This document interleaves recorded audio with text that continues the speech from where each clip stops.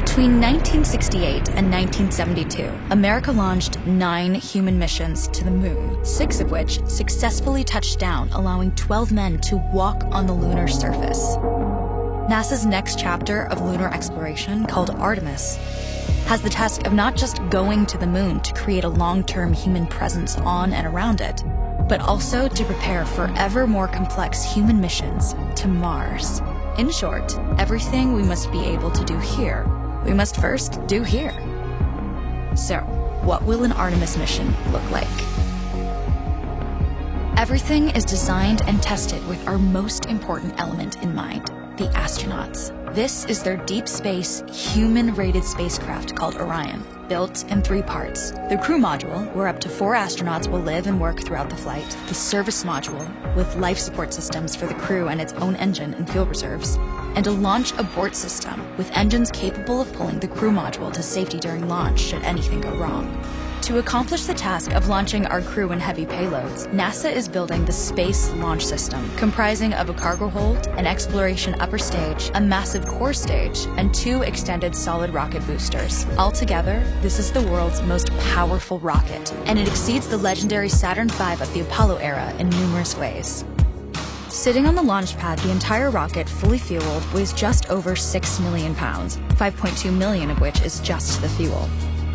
Once ignited, there is no stopping what comes next. All 4 RS-25 engines and the 2 solid rocket boosters come to life, thundering our crew upwards. 2 minutes after ignition, the solid rocket boosters are spent and released.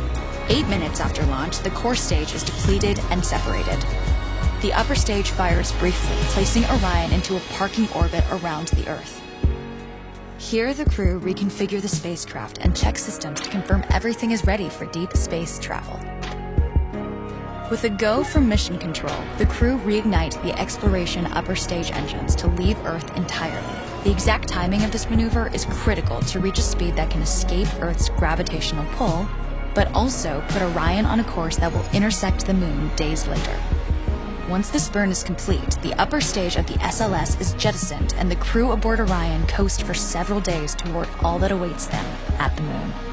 Approaching the moon, we see the fundamental differences between Artemis and Apollo. Instead of requiring Orion to serve as an expendable lunar command module or to carry a constrained lunar lander, the Artemis missions will take advantage of a different approach: pre-staging. Everything needed for lunar missions will be positioned in advance by commercial and international partners. This includes rovers, science experiments, and human-rated systems on the surface. But it also includes a dedicated lunar station in orbit around the moon called Gateway. Here at this station, we can pre-stage a robust lunar lander and establish a strong communications relay.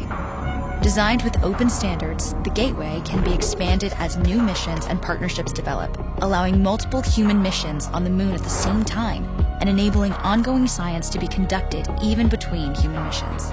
The Gateway is also capable of adjusting its orbit to allow access to every part of the moon, something the Apollo missions could not do. But the real key in this approach is placing Gateway in a unique halo orbit to perfect the maneuvers needed for Mars missions. And with the growing list of commercial and international opportunities, Gateway is the ideal hub between Earth and all that lies beyond. Returning to our crew as they approach Gateway, the Orion must match the elliptical orbit of the station in order to successfully dock. Once on board, pre-selected crew members transfer to the lunar lander, while those assigned to Gateway remain on station.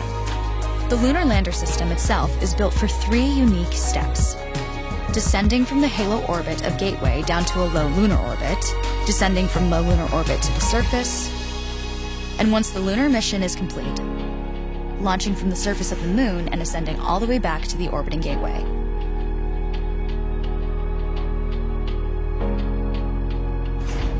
Once back aboard the Orion spacecraft and undocked from Gateway, the crew fire their engine once to break out of the halo orbit and once again to sling the spacecraft around the moon, placing it on a multi-day trajectory back towards Earth.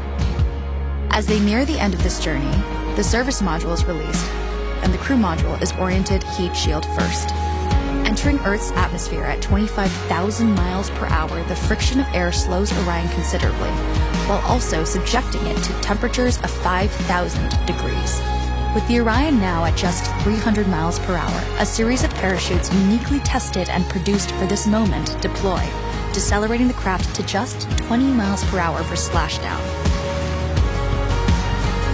With each successful mission, Artemis ushers in the next wave of men and women to explore our moon and prove that together we are ready to go beyond.